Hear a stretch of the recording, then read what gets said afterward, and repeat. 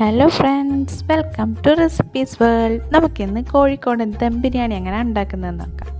ഞാൻ അതിനായി ഇത്രയും സവാള എടുത്തിട്ടുണ്ട്, തക്കാളി, ഇഞ്ചി, വെളുത്തുള്ളി, പച്ചമുളക്, മല്ലിച്ചപ്പ്, പുതിന, കറിവേപ്പില, 2 ചെറുനാരങ്ങ. നിങ്ങൾക്ക് വേണമെങ്കിൽ 3 ചെറുനാരങ്ങ എടുക്കാം. ഇനി ഞാൻ 1.5 കിലോ ബീഫാണ് എടുത്തിട്ടുള്ളത്. നല്ല കഴുകി വൃത്തിയാക്കി വെച്ചിട്ടുണ്ട്. അതിലേക്ക് 1 കപ്പ് തൈര്, 2 ചെറുനാരങ്ങൻ്റെ നീര്, നേരത്തെ എടുത്ത് വെച്ച ആവശ്യത്തിന് ഉപ്പും. ഇതെല്ലാം കൂടി നമുക്ക് ഈ ബീഫിലേക്കിട്ട് നന്നായി കുഴച്ചെടുക്കാം. ഉപ്പിട്ട് ഇങ്ങനെ കുഴച്ച് കുറച്ച് ടൈം വെച്ചാൽ ബീഫിൽ നല്ല പുളിയോ ഉപ്പൊക്കെ പിടിച്ചോളും.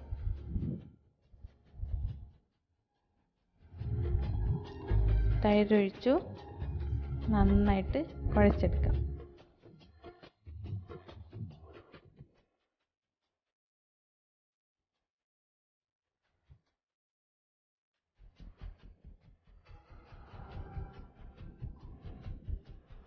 ഇനി ഇതിലേക്ക് നമുക്ക് കുറച്ച് പൊടികളൊക്കെ ഇട്ടെടുക്കാം. ആദ്യം നമുക്ക് മഞ്ഞൾപ്പൊടി 2 ടീസ്പൂണ് ഞാൻ ഇട്ടിട്ടുള്ളത്. 2 ടീസ്പൂണ് ബിരിയാണി മസാല ഇട്ടെടുത്തു. ഇനി 1 ടീസ്പൂൺ പെരുംജീരകം പൊടിച്ചതും 1 ടീസ്പൂൺ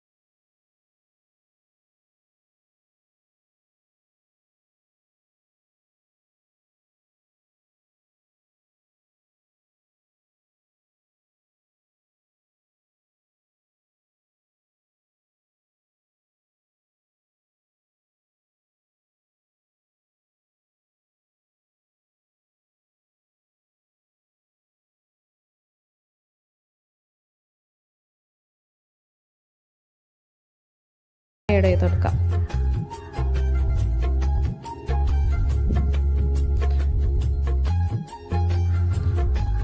ഇനി ഞാൻ കോരി വെച്ചതിന് ശേഷം അതിലേക്ക് കുറച്ച് പഞ്ചസാര ചേർത്ത് കൊടുക്കുന്നുണ്ട്. അപ്പോൾ ഇത് വേറിട്ട് നിൽക്കും. ഇനി നമുക്ക് മസാല ഉണ്ടാക്കാം. അതിനാവശ്യമായിട്ട് നേരത്തെ എടുത്ത് വെച്ച സവാള കട്ട് ചെയ്തു, തക്കാളി കട്ട് ചെയ്തു. ഇതെല്ലാം കൂടെ നമുക്കൊരു പാത്രത്തിലേക്ക് ഇട്ട് കൊടുക്കാം. നമ്മൾ ഏത് ചെമ്പിലാണ് ദമ്മിടുന്നതെന്ന് വെച്ചാൽ ആ പാത്രത്തിലേക്ക് ഇതെല്ലാം ഇട്ട് കൊടുക്കണം. സവാള ഇട്ടു, തക്കാളി ഇട്ടുകൊടുക്കാം. ഇനി നമ്മൾ നേരത്തെ കുഴച്ച് വെച്ചിട്ടുള്ള ബീഫിൻ്റെ മിക്സ് ഇട്ട് കൊടുക്കാം.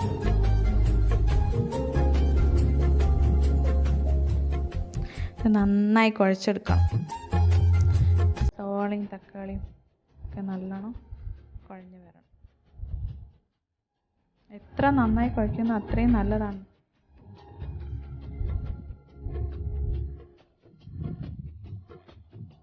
നമ്മളിനി വേറെ പാത്രത്തിൽ ചോറ് വേവിച്ചിട്ട് ഇതിൻ്റെ മുകളിലിട്ടിട്ടാണ് ഈ ബീഫ് വേവിക്കുക.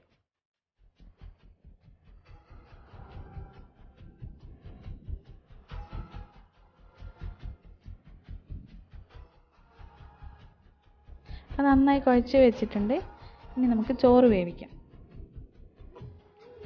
ഇത് ഒരു 2 മണിക്കൂറെങ്കിലും വെക്കുന്നത് നല്ലതാണ്.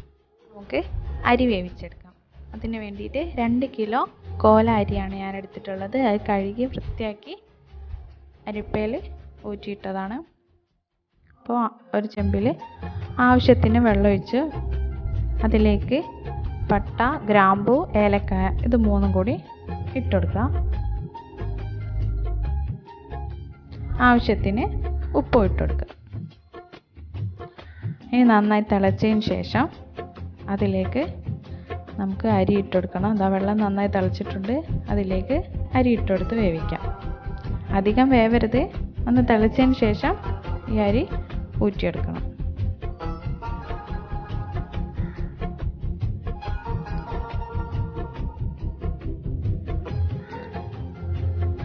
ഇപ്പോൾ നമ്മുടെ അരി തിളച്ചിട്ടുണ്ട്. അത് ഊറ്റിയെടുക്കാം. അധികം വേവരുതേ, പെട്ടെന്ന് ഊറ്റിയെടുക്കണം. ഇനി നമ്മൾ റെഡിയാക്കി നേരത്തെ കുഴച്ച് വെച്ചിട്ടുള്ള ബീഫില്ലേ, അതിലേക്ക് ഈ ചോറ് ഇട്ട് കൊടുക്കാം. കുറച്ച് ഇട്ടതിന് ശേഷം നേരത്തെ ഫ്രൈ ചെയ്ത് വെച്ചിട്ടുള്ള സവോള ഇട്ട് കൊടുക്കാം. അതിലേക്ക് കുറച്ച് ബിരിയാണി മസാല ഇട്ട് കൊടുക്കാം. ഇനി അതിന് മുകളിൽ ചോറിട്ട് കൊടുക്കാം. ഇങ്ങനെ ചോറ് മസാല ഇടയ്ക്കിടയ്ക്ക് മാറ്റി മാറ്റി ഇട്ട് കൊടുക്കണം. ചോറിട്ട് കൊടുത്തു. ഇനി അതിന് സവാള ഇട്ട് കൊടുത്തു. കുറച്ച് ബിരിയാണി മസാല ഇട്ട് കൊടുത്തു. ഇനി അതിന് മുകളിലേക്ക് ചോറിട്ട് കൊടുക്കാം.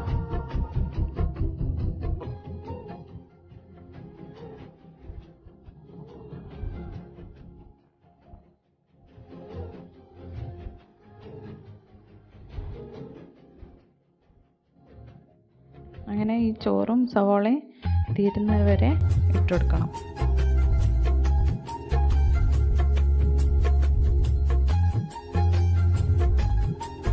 അപ്പോൾ ഇട്ടെടുത്ത് നമ്മൾ ആ ഫസ്റ്റ് ഫ്രൈ ചെയ്ത് വെച്ചിട്ടുള്ള ഓണിയൻ്റെ ഗീയില്ലേ, അത് ഒഴിച്ചു കൊടുത്തു.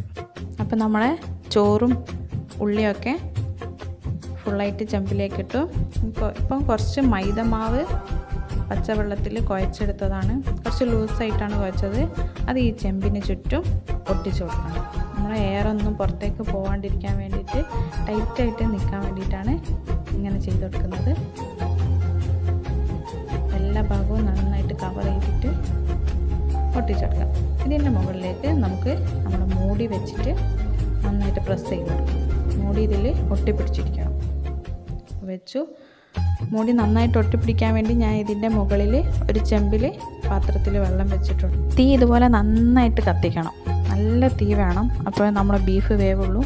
അപ്പോൾ നന്നായി കത്തിക്കഴിഞ്ഞപ്പോൾ ഈ ഒട്ടിച്ച് വെച്ച മാവിൻ്റെ ഉള്ളിലൂടെ എയർ പുറത്തേക്ക് വരുന്നത് കാണാം. ഇതാ കണ്ടോ, ആവി പുറത്തേക്ക് വരുന്നത്. ആ ടൈം ആകുമ്പോൾ നമുക്ക് ഈ തീയൊക്കെ ഒന്ന് മാറ്റി കൊടുക്കാം. ഇനി നമുക്ക് ഈ കണൽ തന്നെ മതിയാവും. ഈ കണലിൽ ബീഫൊക്കെ വെന്തോ, കണലൊക്കെ കെട്ടിട്ടുണ്ട്. നമുക്ക് ഇതും പൊളിക്കണ്ടേ, അപ്പോൾ പൊളിക്കാം. പൊളിച്ചെടുത്തു. ഇനി നമുക്ക് ചോറൊക്കെ ഒരു പാത്രത്തിലേക്ക് മാറ്റണം.